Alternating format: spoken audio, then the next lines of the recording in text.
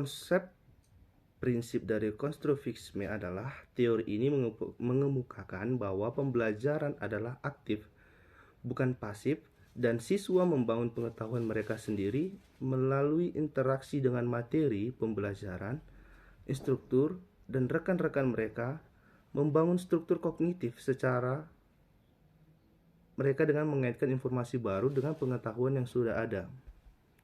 Implementasi dalam bidang pendidikan, pengajaran berbasis masalah, problem-based learning, konstruktivisme diterapkan dalam pengajaran dengan memberikan tugas atau masalah yang memerlukan pemecahan dan penyelidikan oleh siswa. Mereka harus berkolaborasi, mengumpulkan informasi, dan membangun pemahaman mereka sendiri tentang topik tersebut. Pembelajaran aktif. Guru memfasilitasi pembelajaran dengan mendukung siswa untuk berpartisipasi aktif dalam proses pembelajaran. Ini mencakup diskusi, proyek kolaboratif, eksperimen, dan pemecahan masalah. Pendekatan konseptual. Materi pembelajaran disajikan dalam konteks yang relevan dan bermakna bagi siswa. Ini memantau siswa mengaitkan pengetahuan baru dan pengalaman mereka dengan memahami relevansi dalam kehidupan sehari-hari. Evaluasi formatif. Dalam pendekatan konstruktif, evaluasi digunakan untuk memberikan umpan balik yang konstruktif kepada siswa sehingga mereka dapat terus memperbaiki pemahaman mereka.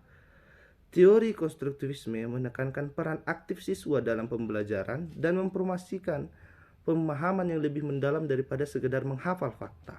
Implementasi prinsip-prinsip ini dalam pendidikan dapat membantu siswa mengembangkan keterampilan berpikir kritis, memecahkan masalah, dan memahami konsep secara lebih mendalam. Kemudian, jelaskan konsep dan komponen-komponen sistem dengan mengikutsertakan satu contoh sistem.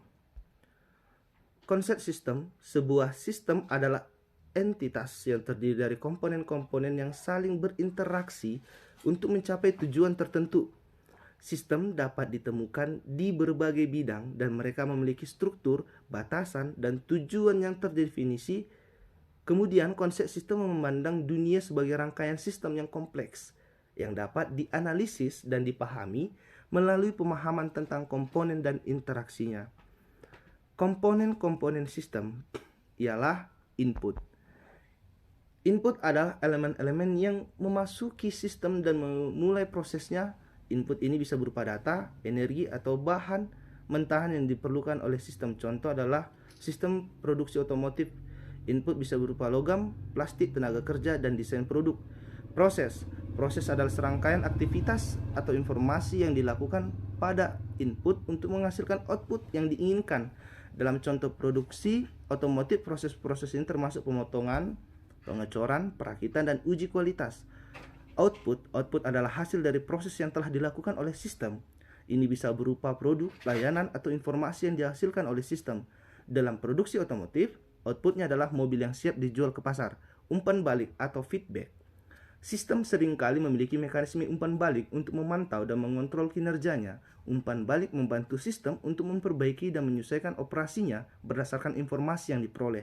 Misalnya, dalam sistem kendaraan otonom, sensor dan algoritma dalam memberikan umpan balik tentang kondisi jalan dan lalu lintas untuk mengontrol perilaku kendaraan.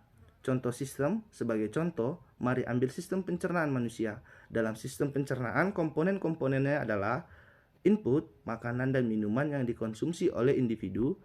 Proses. Proses pencernaan ini makanan yang melibatkan aktivitas seperti penghancuran makanan, pencernaan kimia oleh enzim, penyerapan nutrisi, dan penghilangan sisa. Output, energi yang dihasilkan dari makanan dan nutrisi yang diserap oleh tubuh untuk menjaga fungsi tubuh dan pertumbuhan. Umpan balik.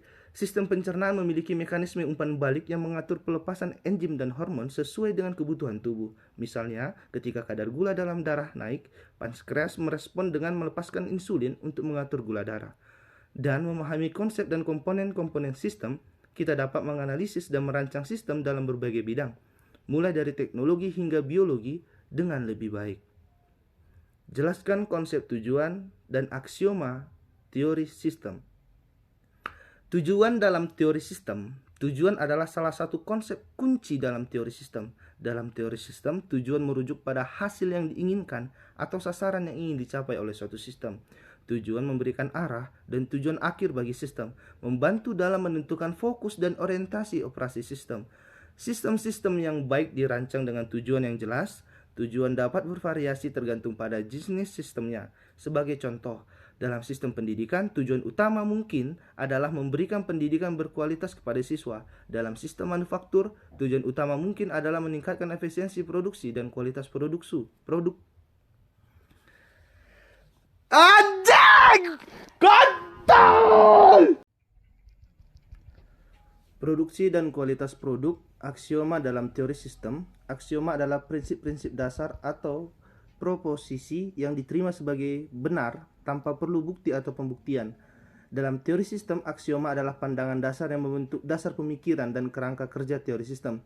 Beberapa aksioma yang penting dalam teori sistem meliputi aksioma interaksi. Aksioma ini menyatakan bahwa komponen-komponen dalam suatu sistem saling berinteraksi, dan interaksi ini menciptakan hubungan antara komponen-komponen tersebut. Ini menekankan pentingnya hubungan dan koneksi dalam sistem. Aksioma keseluruhan. Aksioma ini mengacu pada gagasan bahwa sistem harus dilihat sebagai keseluruhan yang lebih dari sekedar jumlah komponennya. Keseluruhan sistem dapat memiliki sifat-sifat dan karakteristik yang berbeda dari komponen-komponen secara individual. Aksioma tujuan. Aksioma ini menyatakan bahwa setiap sistem memiliki tujuan atau sasaran yang ingin dicapai. Tujuan ini menjadi fokus utama dalam merancang, mengoperasikan, dan mengelola sistem. Aksioma hierarki. Aksioma ini menggambarkan bagaimana sistem-sistem dapat diorganisasi dalam struktur hierarkis yang terdiri dari subsistem dan komponen-komponen yang lebih kecil. Ini membantu dalam pemahaman tentang kompleksitas sistem yang lebih besar. Aksioma-aksioma ini membantu dalam memahami dasar-dasar teori sistem dan cara berpikir sistematik. Mereka membantu para ilmuwan, insinyur, dan pemikir sistem untuk merancang, menganalisis, dan memahami sistem dengan lebih baik. Jelaskan konsep pelopor dan implementasi setiap jenis teori sistem dalam bidang pendidikan. Konsep pelopor dalam teori sistem. Pelopor dalam teori sistem merujuk kepada tokoh atau ilmuwan yang memainkan peran penting dalam pengembangan dan penyebaran teori sistem. Mereka menciptakan dasar dan pemahaman awal teori sistem dan berperan dalam mengembangkan konsep-konsep kunci dalam teori ini. Implementasi jenis-jenis teori sistem dalam bidang pendidikan. Teori sistem terbuka atau open system theory. Konsep teori sistem terbuka, teori ini menggambarkan sistem sebagai entitas yang berinteraksi dengan lingkungan eksternalnya. Sistem terbuka dapat menerima input dari luar, memprosesnya, dan menghasilkan output. Hal ini memungkinkan adaptasi dan perkembangan sistem sesuai dengan perubahan lingkungan. Implementasi dalam pendidikan. Pendidikan adalah contoh nyata sistem terbuka dalam teori ini. Pendidikan menerima input dari berbagai sumber daya seperti siswa, guru, kurikulum, dan masyarakat. Proses pendidikan menghasilkan output serupa siswa yang terdidik dalam siap menghadapi perubahan dalam masyarakat. Teori sistem tertutup. Closed system theory. Konsep teori sistem tertutup. Teori ini menggambarkan sistem sebagai entitas yang tidak dapat berinteraksi dengan lingkungan eksternalnya. Sistem tertutup cenderung terisolasi dan tidak menerima input ataupun pengaruh lingkungannya.